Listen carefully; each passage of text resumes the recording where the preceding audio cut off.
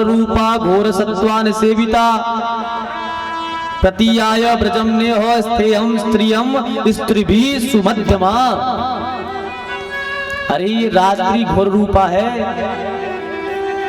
कैसे घोर रूपा रात्रि में अपने पतियों को छोड़ करके क्यों आ गई, मेरे पास क्यों चली आई? क्या ये अच्छी बात है? बताओ। जाओ अपने अपने घर जाओ और अपने अपने पतियों की सेवा करना।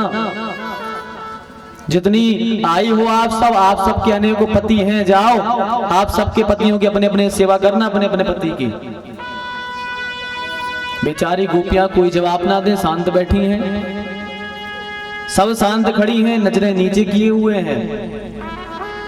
कन्हैया ने कहा जवाब नहीं देती, अच्छा हम जान गए क्यों आई हो यहाँ, हम समझ गए आप लोग शायद जंगल देखने आई हो, आप सब जंगल देखने आई हो। आज शरद पूर्णिमा की रात्रि है और शरद पूर्णिमा का जो चांद होता है वो बहुत देदीप्यमान होता है, उसकी जो किरणें निकलती हैं बड़ी सुंदर लगती हैं। तो आज हमें लगता है आप उन किरणों को वृक्षों के नीचे देखने आई हो। चंद्रमा की चांदनी के द्वारा जब यमुना जी के तट पर जो रज डली रहती है वह चमकती है, अच्छा शायद वो चमक देखने आई हो आप लोग।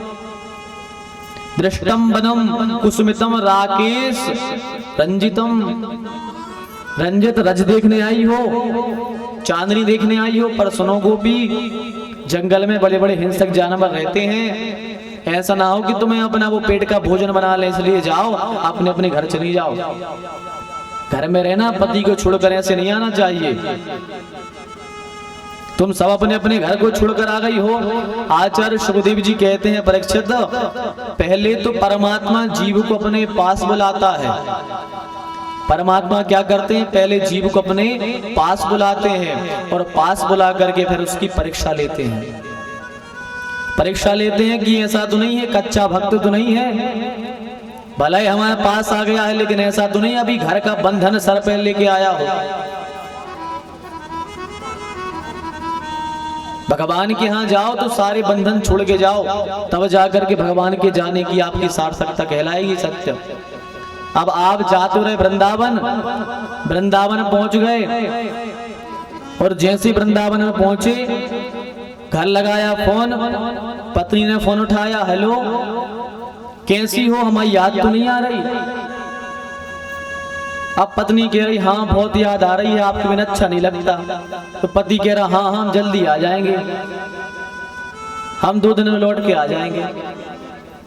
अब बताओ, घर छोड़ करके वृंदावन गए और गृहस्थी मन अपने दिमाग में रख के ले गए। मन रखा है घर में और घूम रहे वृंदावन में।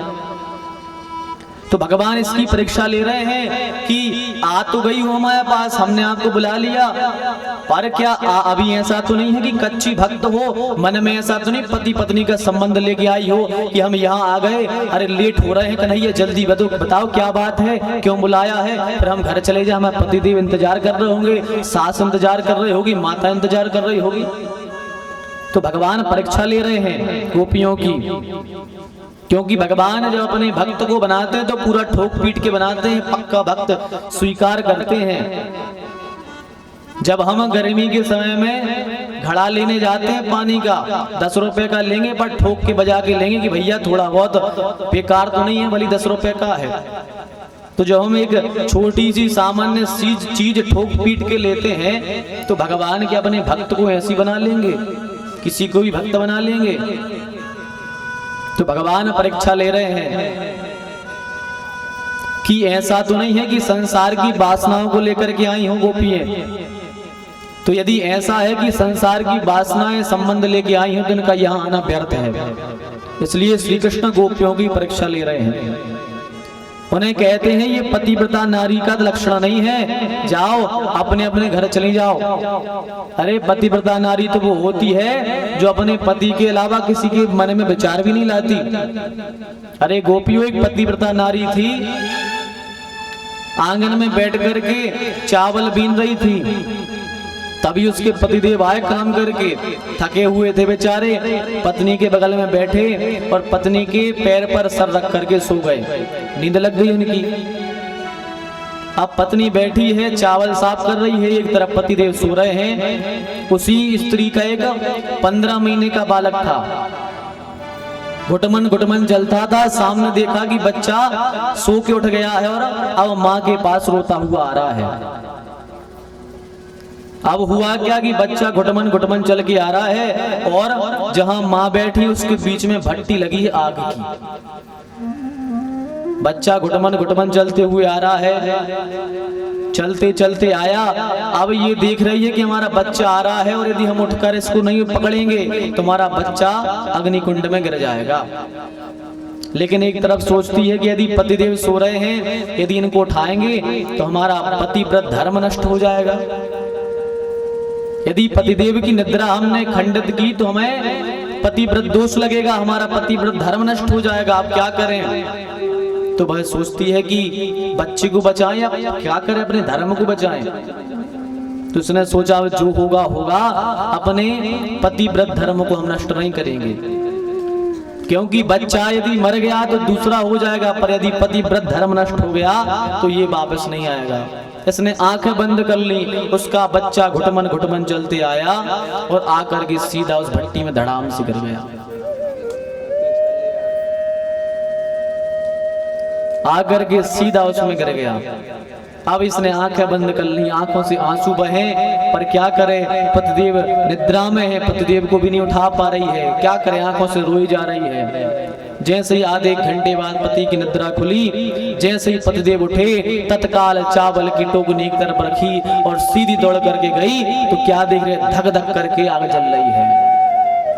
अग्नि अपने ही रूप में जल रही है, पर ठाकुर जी कृपा से उसके पतिव्रत धर्म से क्या देखा कि वह आग शीतल हो गई है और उसका बच्चा आग में खेल रहा है। उसका बच्चा आग में खेल रहा है। ये है पतिव्रता धर्म की शक्ति। पतिव्रत धर्म में ये शक्ति होती है। जब भगवान ने कहा गोपियों जाओ अपने अपने पतियों को देखना, कहां तुम यहां छोड़ के आ गई हो, पतियों की सेवा करो। तब एक गोपी बोली कन्हैया ऐसी कहानियां हमें अनेकों आती हैं, ऐसी कहानियां हम भी जानते हैं बहुत। भगवान ने कहा सुनाओ क्या जानती हो। तो एक गोपी कहती है कन्हैया एक बात बताओ, तुमसे ही पूछते हैं।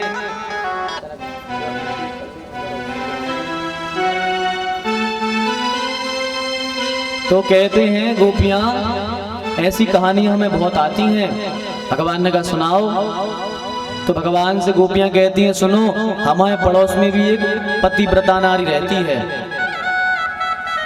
अपने पति को स्नान कराती है, वस्त्र पहनाती है, चंदन चावल से पूरी बिल्कुल पतिदेव की पूजा करती है। पहले पति को भोजन करा दे, उसके बाद में खुद भोजन करती है, पति के चरण सेवा करती है, सुबह शाम बहुत अच्छे से सेवा करती है। एक दिन हुआ क्या कि उनके पतिदेव को जाना था विदेश कोई काम से। अब विदेश जाना था, पत्नी ने कहा पतिदेव से कि स्वामी आप यदि बाहर चले जाएंगे तो फिर हम आपकी सेवा से वंचित हो जाएंगे। हमें क्या पता कि आपने भोजन किया है नहीं, आपको बिना खिलाए हम खाते नहीं हैं, हम जीवन यापन कैसे करेंगे, कोई उपाय बताओ। तो उसके पति ने कहा एक काम करो, हम तुम्हें नकली पति बना के देते हैं एक लकड़ी का, इसकी सेवा करना, पति रूप में पति मान के सेवा करना, जब हम आ जाएं इसे अलग कर देना। कहा ठीक है। तो उसके पति ने एक लकड़ी का पति बनाया और दे दिया, बोले लो इसकी सेवा करो। असली पति चला गया। अब तो रोज अपने पति को स्नान कराए, वस्त्र पहनाए, भोजन कराए, दीप आरती करे, चरण दबाए, रोज का नियम बन गया।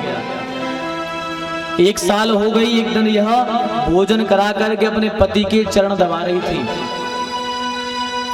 अपने पति के चरण दबा रही थी। तभी क्या हुआ कि चरण दबाते दबाते किसी ने बाहर से सांकल को आवाज लगाई, कुंडी खड़खड़ाई।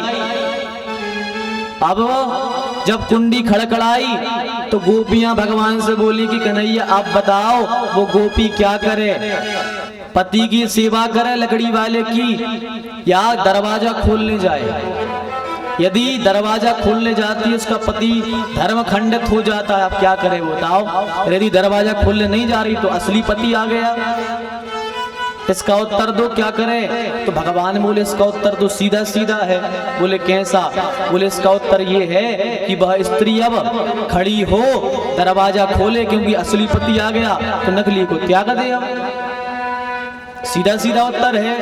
तो गोपियां कहती हैं कन्हैया हम भी तो आपके मुंह से यही कहलवाना चाहते थे, आपके मुंह से हम यही तो कहलवाना चाहते थे। क्या कहलवाना चाहती थी? क्या कहने का मतलब है आपका? तो गोपियां कहती हैं नाथ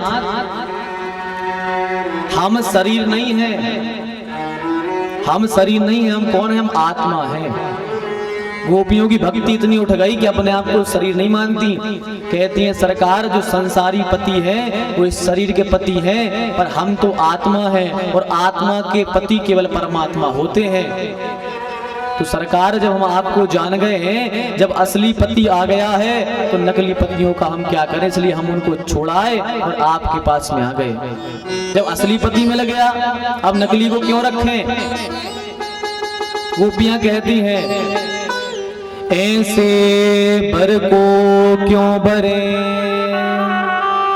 जो जन्मे और मर जाए, बरबरिए गोपाल जी, जासे चूड़ लो अमर हो जाए। अरे मीरा तो कहती है, मीरा से किसी ने कहा देखो तुम्हें राणा जी का कितना प्यारा परिवार मिला है, कितना अच्छा पति मिला है, तुम तो खुशी मनाओ, इतना अच्छा परिवार पति मिला है। तो मीरा